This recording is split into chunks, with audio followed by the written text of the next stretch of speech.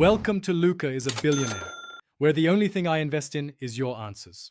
You start by powering the device down and unplugging any cables to avoid damage.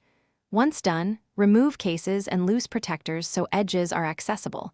This prevents liquid trapping.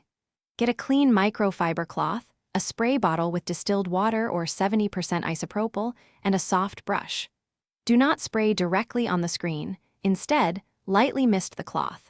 This reduces streaks and avoids seepage into seams. Make sure your hands are dry and free of lotions before you touch the display. Now you clean the display using a gentle, methodical pattern so you remove oils without abrasion. Start with horizontal strokes across the whole screen, then follow with vertical passes to catch remaining streaks. This cross pattern evens out moisture and reduces marks. For stubborn fingerprint oils, use a 50/50 distilled water and isopropyl mix. Apply to the cloth only and target the spot with soft concentric motions. Use a cotton swab, dampen the same way for bezels and camera cutouts to prevent residue in crevices. Finish by buffing the screen with a dry, lint-free microfiber cloth until it's fully dry and clear. This removes remaining streaks and restores uniform sheen.